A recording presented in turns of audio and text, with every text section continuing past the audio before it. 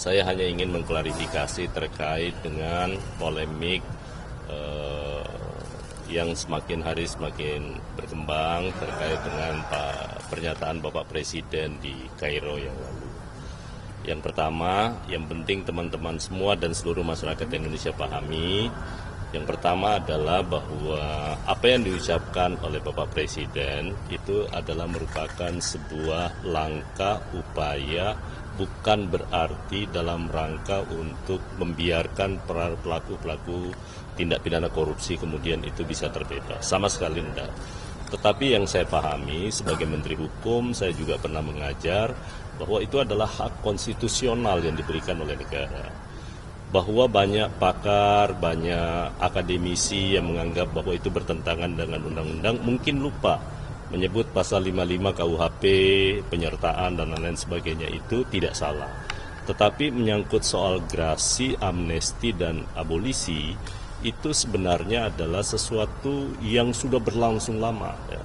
Dari sisi sejarahnya itu pertama kali muncul di Perancis, kemudian juga akhirnya berkembang ya. Dan itu adalah merupakan sebuah upaya bagi kepala negara untuk melakukan proses pengampunan. Nah, cuman kan tahapannya berbeda-beda. Ada yang lewat grasi untuk mengurangi masa hukuman, kemudian ada amnesti untuk mengampuni kesalahan dalam bentuk perbuatan hukumnya, dan ada abolisi dalam pengertian yakni menghentikan proses penuntutan ataupun proses penuntutan perkaranya.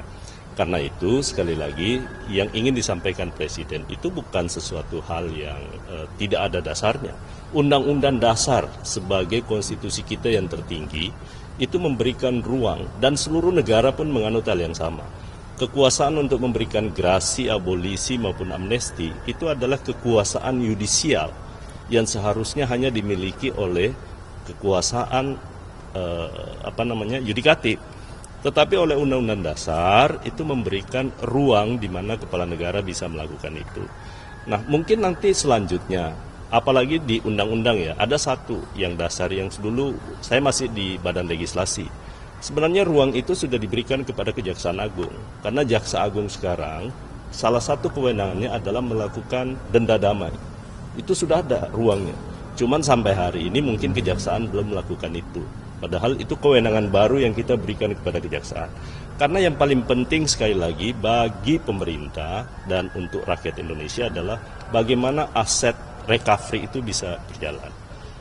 Kemudian kalau aset recovery-nya bisa baik, ya kan, pengembalian kerugian negara itu bisa lebih maksimal, itu jauh lebih baik dibandingkan sekedar hanya menghukum. Tetapi Presiden sama sekali pasti tidak menganggap bahwa itu bisa dilakukan serta-merta.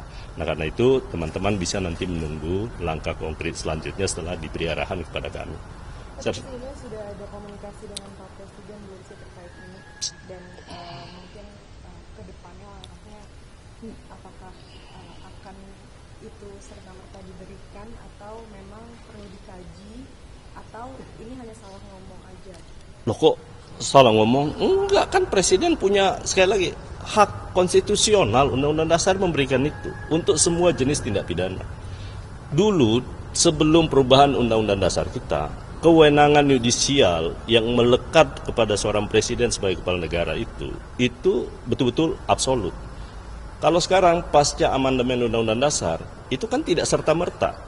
Dulu pemberian grasi, amnesti, abolisi, itu tanpa perlu meminta pertimbangan ke Mahkamah Agung ataupun ke DPR. Tapi setelah ada amandemen, kan sekarang menjadi berubah. Ya kan? Kalau mau lakukan grasi, wajib minta pertimbangan ke Mahkamah Agung. Kalau mau lakukan amnesti, itu ke DPR, dan lain-lain sebagainya. Itu menandakan bahwa kekuasaan Presiden itu tidak absolut banget. Artinya perlu ada, supaya ada yang mengawasi, makanya perlu ada pertimbangan dari kedua institusi. Satu, dari mereka yang teman-teman yang berada di kekuasaan yudikatif, dalam hal ini adalah Mahkamah Agung. Yang kedua juga kepada perwakilan rakyat. Karena itu supaya keputusan yang diambil, apakah itu grasi, amnesti atau abolisi, sekali lagi itu bisa ada aspek pengawasannya. Tidak serta-merta Presiden mengeluarkan tanpa pertimbangan dari kedua lembaga tersebut. Bapak kan terkait hal itu Mahfud MD juga sempat berkomentar ya, katanya pernyataan Pak Prabowo tersebut terkesan membingungkan dan juga tidak konsisten terhadap kasus korupsi. Nah, ini bagaimana? Siapa bilang presiden kan itu koma kan? Mungkin dimaafkan. Tapi kalau Anda tidak kembalikan kerugian negara, maka saya akan menerapkan proses hukum yang sangat keras. Kan selama ini juga faktanya bahwa negara setelah orang dihukum membayar uang pengganti dan lain-lain sebagainya, tapi tidak sesuai dengan besaran kerugian negara.